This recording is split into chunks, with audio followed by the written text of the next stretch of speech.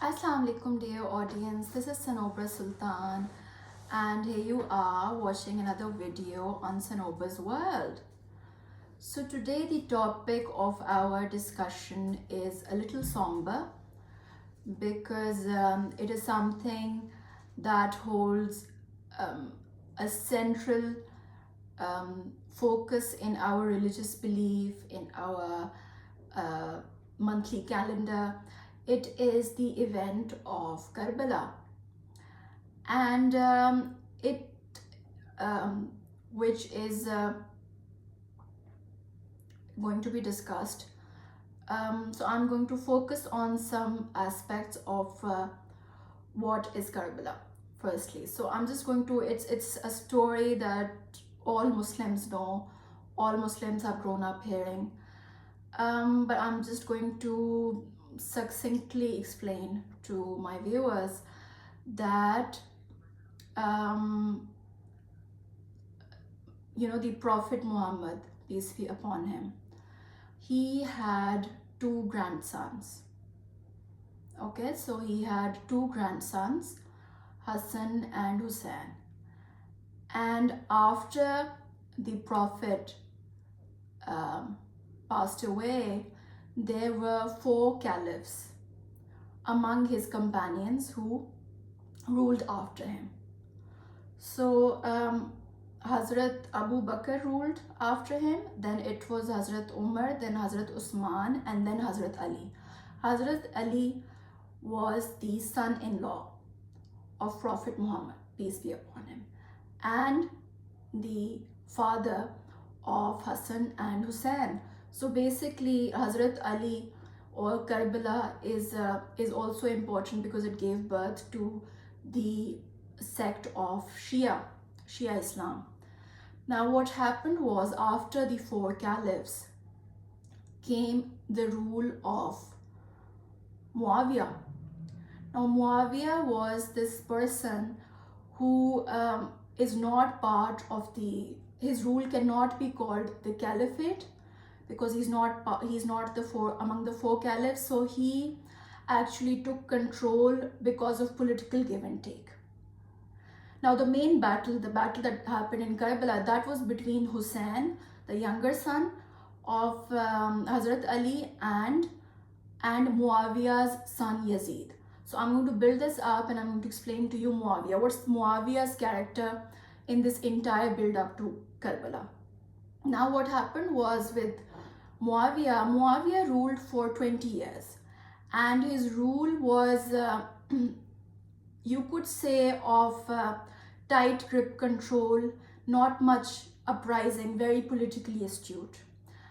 And there were political tensions between him and Hazrat Hassan, who was the elder brother of Hazrat Hussein.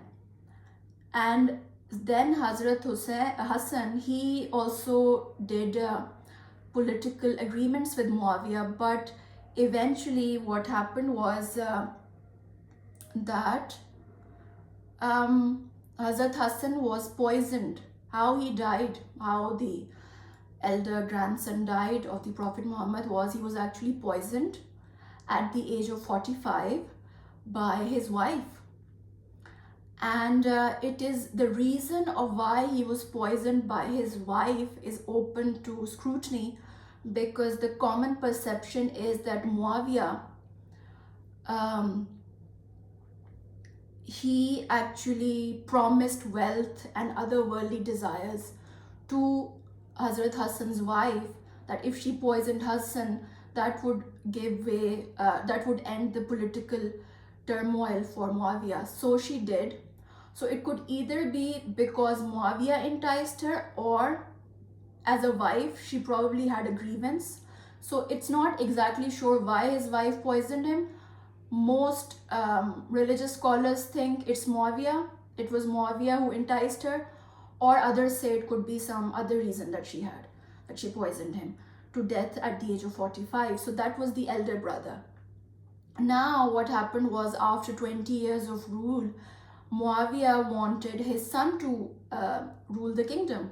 Now, Muawiyah's son was Yazid, who was not a person of good moral character or political, didn't have much a good reputation administratively. He was a brutish man, had a brutish character. So after Muawiyah, because he wanted his son Yazid to take over the rule after him, that was the first transition of power from father to son in Islamic history. Because before that there were caliphs and none of them were father-son relationship. This was the um, first rule based on inheritance. So he wanted his son to inherit the kingdom after him, which was not, which was, people didn't like that, and they didn't like his reputation as well. So there was a lot of uprising. So what Muawiyah did was he used his political clout, he used force and bribery to forcibly put his son Yazid on the throne. Now, what happened was Hussein, or Hazrat Hussein or Imam Hussein, um, at the age of 54. So Hazrat Imam Hussein, he was martyred at the age of 54.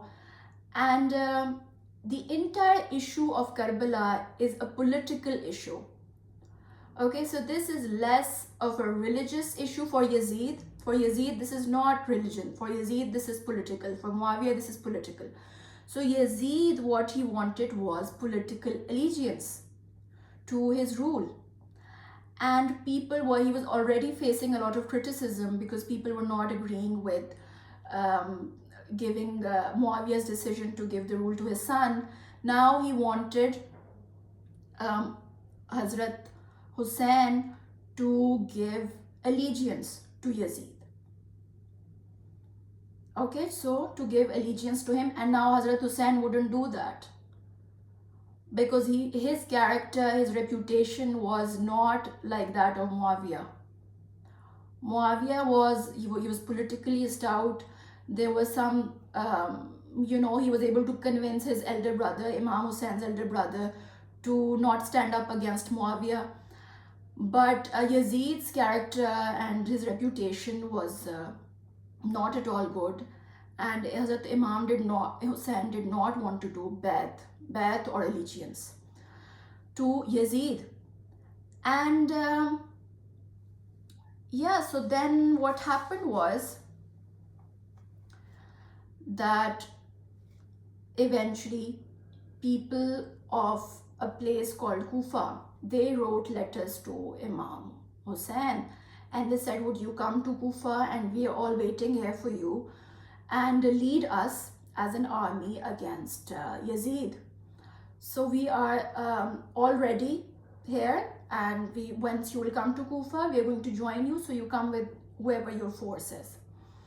So Imam Hussein, with 72 members of his family and people who agreed to go with him, they marched on towards the desert in where Yazid was. And when they were about to reach Kufa, what happened was the Kufans backed off. So Kufa is like, in a very previous video I made on Julius Caesar, where I said Brutus has become synonymous with the word traitor. So Kufa in Islamic literature has become synonymous with the word traitor, because when Hazrat Hussein actually came towards them, they completely flipped. And they went back on their word. They said they'd never sent any letters to Hazrat Hussein. And they said, no, we are going to side with Yazid. And we don't know, you should just go back. Instead, what happened was, then Hazrat Imam Hussein received the message that he's not allowed to go to Kufa, and he's not allowed to go back to Makkah. So he has to go to a third place. So then they had to decide where they were going to go, and then he marched towards Karbala, and that was where his death was sealed. And Yazid and his army, they butchered 72 members of the Prophet's family, completely slaughtered them in Karbala. So yes, this story at that time, now they're going to be, I'm going to talk about different themes of this story. The first thing, this story is, all Muslims know about it and they have heard it in great detail. The first question is why? Why did it happen? The simple answer was that it was, the reason of Karbala was political. Political because Yazid wanted allegiance to his rule. So it was purely a political decision. For Imam Hussein, this has many different traits to the story. The first is that he doesn't want to do allegiance to somebody of this bad of a reputation. Secondly, he wants to continue the teachings of his grandfather. The ones, because Yazid is not a practicing Muslim, according to all the information that people had. So for Yazid and people around him, it's almost appalling to Muslims now and for centuries after that to imagine that somebody could do that to the grandson of the Prophet Muhammad, because religion for Muslims, for majority of Muslims, is so sensitive. It is such a sensitive issue that nobody can imagine that somebody could do that. But that's the thing, being a Muslim is not enough. Being born into a Muslim family does not make you a practicing Muslim or that you understand. It's just something you're born with. And Yazid, for him, it was like, okay, yeah, you're born with you have a Muslim name, you're born with it, you perform the rituals, but he's not understanding the intangible concepts of being a Muslim. So yeah, the reason was political. Now, what are the themes of the story of Karbala? The first is betrayal. Betrayal is the people of Kufa who wrote letters pleading to Hussein to come to Kufa, and then they went back on their word and sided with Yazid. The second theme is of duty. So Hazrat Hussein felt that it was his duty to stand up and respond to the people of Kufa and to stand up against tyranny. And this new innovation in religious belief of Islam, where it's all about power, it's all about political gains, and less to do with the sanctity of religion and what were the teachings of Islam. Yes. So and then there's the concept of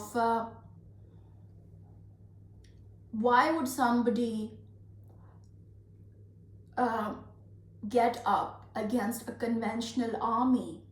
Why would somebody, which is 72 people of members of a family, stand up against a conventional army and go up and towards their death? What psychological emotion is that? What psychological feeling is that? State of mind is that you think that you are going to go up to a conventional army and you're going to come out alive out of it? So obviously it's not. So it's a state of mind that you are choosing death. You are going towards your fate, which is your fate of death. So why would somebody do that?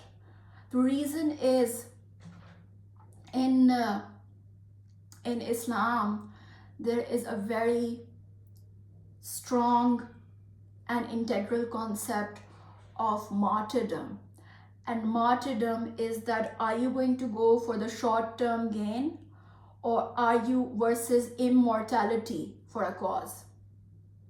So in Islam, a shaheed or a martyr is immortal. So he is immortalized because he gave his life for the religious cause?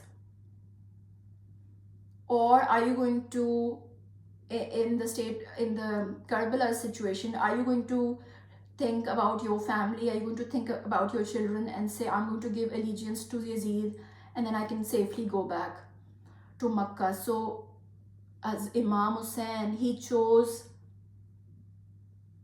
to give his life, his entire family, for immortality, for a cause, rather than the short-term gain. So it's a very, of course, it's extremely sensitive topic in Pakistan. It riles up emotions in Pakistan, and especially here in the subcontinent, because people in this part of the world, they're quite emotional. And if there's a case study, they would like to invoke emotions, hyperboles to move emotions. It creates a sense of bonding and somehow makes you an outsider and dissect somebody's life situation and discuss it. By that I mean, I've got problems in my life, but if I'm going to think about Karbala, I can for a moment think, like, people create these scenarios with their hyperboles, with examples, with adjectives, with all those kind of words, vocabulary, with poetry, that you can say, look what happened to him, and you can feel that pain. In Pakistan, religion among the general masses is a deeply sensitive subject, even though their own character, the moral character of Pakistanis is highly questionable, because as you would know, for example, based on the teachings of the Quran,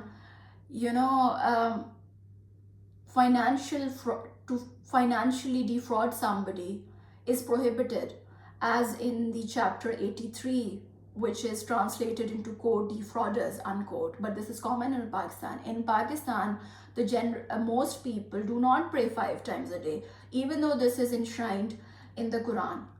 But when it comes to this topic, when it comes to thematic analysis of Islam, everybody gets emotional. So they're not practicing what is enshrined, what you are told to do, but when it comes to thematic analysis, which companion is this? How was this a better companion? Everybody gets emotional. So when it comes to sentiments about religious symbolic figures, the emotions are so charged, people actually kill each other in Pakistan because somebody said something about a companion. And yeah, in Pakistan, it's a deep subject, where this caliph said this against another caliph. I mean, I would say, if somebody says to me, which caliph? Hazrat Abu Bakr, I would say best companion. Somebody says, what do you think about Hazrat Umar? I would say best companion. What do you think about Hazrat Usman? Best companion. What do you think about Hazrat Ali? Best companion. I mean, don't you have problems in your life? Don't you have to be accountable for your deeds? Who are you talking about? Abu Bakr doesn't know you. Okay, Hazrat Umar doesn't know you. He has never asked you to speak on his behalf or to kill somebody because he has a problem with Hazrat Ali, or Hazrat Usman has a problem with Hazrat Ali. I mean, what kind of state of emotionally charged people are you? I mean, what are you talking about? I mean, was Hazrat Aisha, the wife of the Prophet, what was she like? I would say very excellent lady. What was Hazrat Khadija like? Excellent lady. You don't know them. Okay, like very nice ladies, and they were excellent ladies. Okay, just sort out your own life, look at your own situation, look at your moral character, look at your financial character, and then discuss about such problems, about which companion is who, and who is who said what to who, what happened in Karbala, what is this, what is that. Yeah. And because you're going to be answerable on the day of judgment for you and your actions. Now, because what happened was, because Karbala is such a topic, Muharram, the month in which this happened, the first month of the calendar, is is it is a very important character, the month of Muharram. And what people do is, the Shiite people, because Hussein and his family, Imam Hussein and his family, they were pierced with arrows. Now people are going to beat their own bodies with machetes to say, I feel pain for Hussein. This is insane. Your body is a gift from God. You have no right to hurt your own body with a machete, or to hurt yourself with to commit self-harm. This is your body. Your body has rights. This was a gift from Allah. Your body, every part of your body is a gift from Allah. This is not something to be beaten, and this is in no way providing any sort, nor has the grandson of the Prophet asked you to do this. In no way is it written to beat yourself up with a machete, with knives. What you see are public expressions of grief. So just do what you're asked. Okay, this is these thematic displays of affection were not asked. And yeah, let the warring parties deal with it and present their case to the Lord Allah, which has already been decided that Imam Hussein and his companions were martyrs. Okay?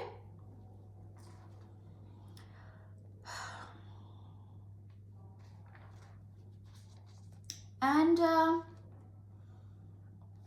you see why this holds such reverence. The Karbala incident is because you have to feel it.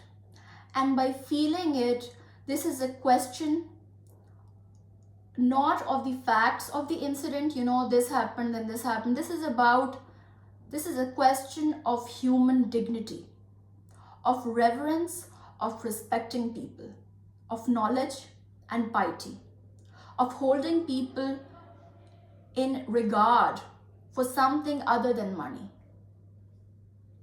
Okay, holding somebody in reverence other than money, that's the feeling that you have to understand with Karbala. For example, I would explain to you in my way. Firstly, this is about human dignity. Secondly, Muslims Muslims dress modestly. In Pakistan, rich women wear less clothes and poor women wear more clothes, which means their skin is more covered. The poor women, their skin is more covered, and the richer you are, the less your skin is covered. So if you can imagine why it's so emotional, and why I can feel it, is because in Yazid's courtyard, when Hussein was beheaded and his head was put on a stick and brought to the court, and when the women of the family were paraded in chains in front of men not related to them, who can understand this? Somebody who understands the intangible parameters of honor, regard, and respect. Muslim societies, they have evolved so much that any ruling class person would not understand how shameful it is to have your women paraded in the courtyard. In Pakistan, the ruling class, generally speaking, of course, they encourage their wives and daughters to actually look like digital prostitutes. Men encourage their wives to take that piece of cloth off your head, then take it off your neck, then parade around so that your wife can get a high rating in the echelons of the ruling class for better social connections, for better promotions, to look good in front of your job, in front of your bosses, so that you can parade your wife around in high society parties. Ruling class mothers encourage their daughters and to look like digital prostitutes because that's the type of girls ruling class boys want. So yes, you cannot understand what it feels like to be a conservative person and remain relevant in the 21st century. So people who feel the pain of Karbala, you have to feel it if you have a conservative mind. If you can understand the intangible concept of God, cause, and honor. That is how you can understand a conservative mind. In Pakistan, people are emotional. People say, please give us a new story. It's an expressive nation. So Pakistan is an expressive nation with a short-term political memory. And crudely, you could say, please make you know how the media works and how Pakistani political history or the makeup of the political mind is. So something bad happens to somebody or some situation is going on, they're going to say, please make a circus of yourself and your family. This is how the ruling class people think. Please make a circus of yourself. And actually, I'm going to say this is how Yazid would think. So Yazid is going to say this is how his mind was, that please make a circus of yourself and your family in front of us so we can give you story. We can give a good story. And give your story some ratings. So give you some good food for centuries to come. So please tell me, you know how a sadistic mind works, how Yazid's mind would work to torture that conservative family. Okay, the Prophet's family, what they would say, and by conservative I mean whatever your impression is. Obviously, religion is seen as a conservative, the word conservative. So please tell me, how much of pain are you in?